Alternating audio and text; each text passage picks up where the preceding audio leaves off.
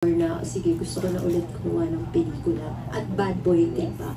O talagang pagbabalik ako ng pelikula, bad boy trip na sa isip? Kailangan ko to. Oo.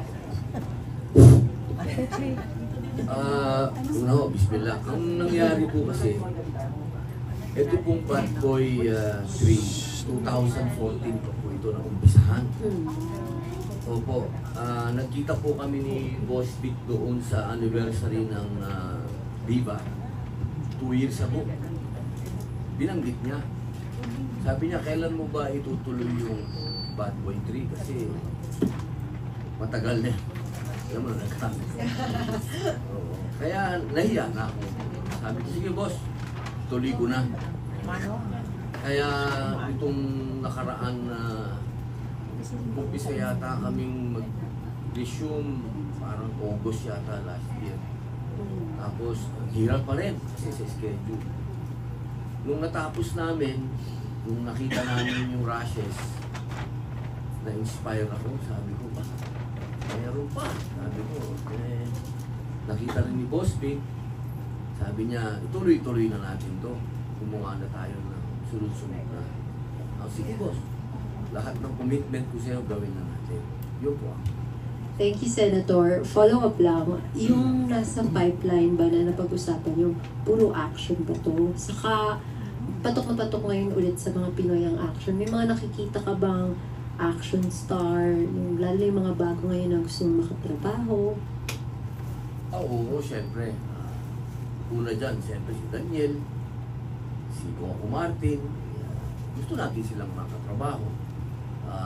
Yung mga kaliga ko naman, gusto ko makasama uli si Cesar, saka si Ian Veneracion. Kanina may pinag-uusapan kami, yung Judas Barabas Estas, na kami nga tatlo yun. Yun mga ganun na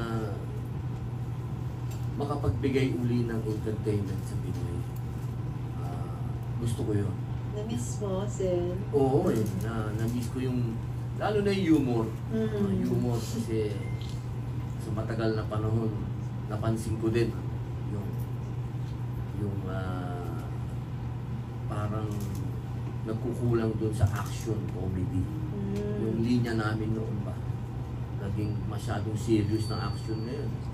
Kahit sa mga bata, serious sa mga action nila. Tapos pag comedy lang. Nawala yung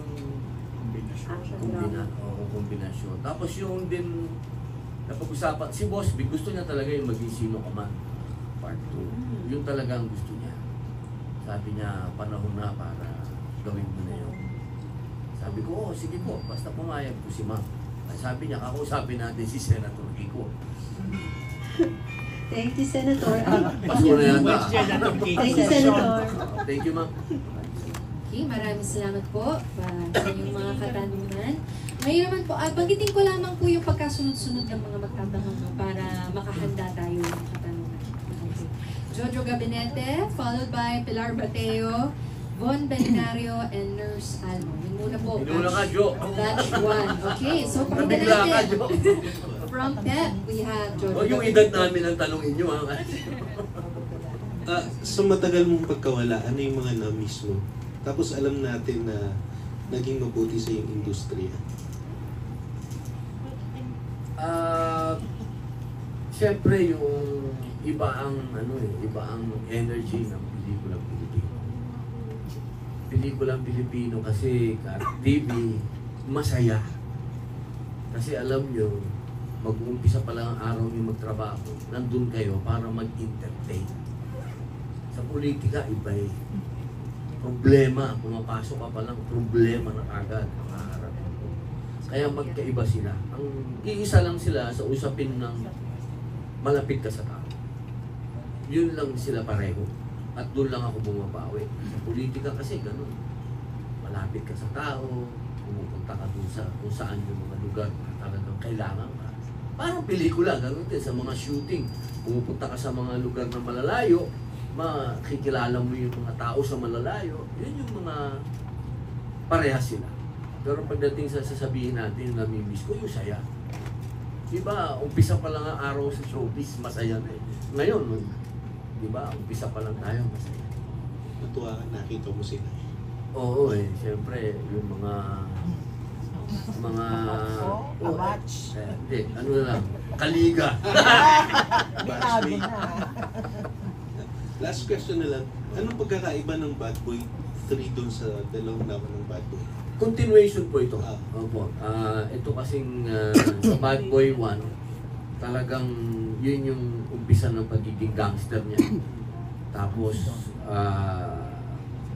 Bad Boy 2, nakapag-asawa siya.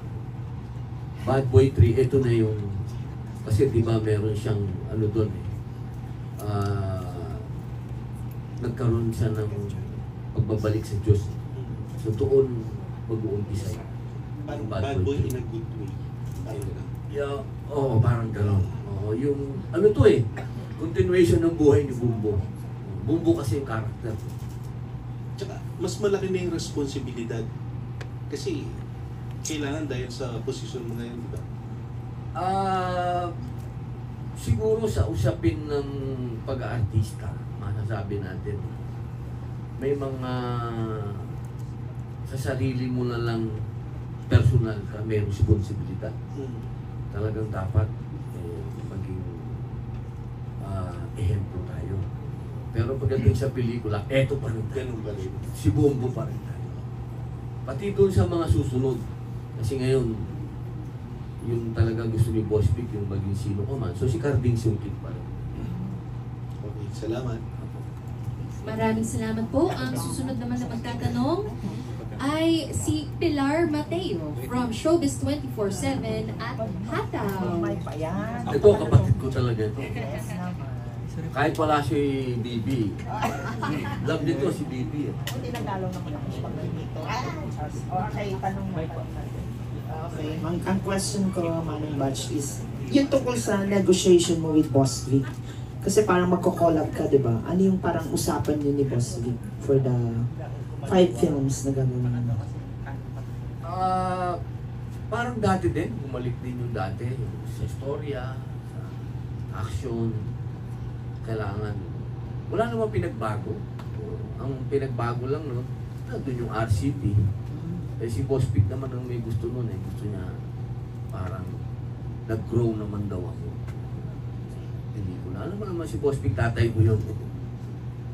So ngayong nandito ka na ulit sa showbiz, ano yung mga preparations na bago mong gagawin ngayon para sa mga next movies mo? Bumuo ng istorya kasi yun ang gusto ni Boss Vic. Kasi nung araw, natatandaan nyo, itong Bad Boy, maging sino ka man, kami ni Direk Eddie Rodriguez ang bumubuo nun.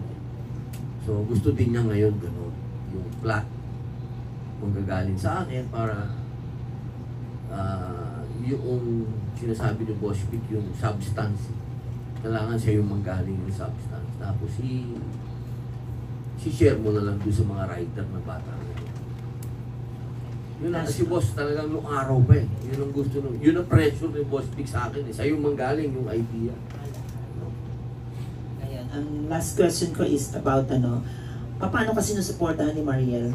Siya ba babalik sa movies or magiging leading lady mo ba siya in one of your projects? May pantay kagad, kau naman. Wala mo nang Leading pantay. lady lang. Hindi. Busy si Mariel sa mga bata.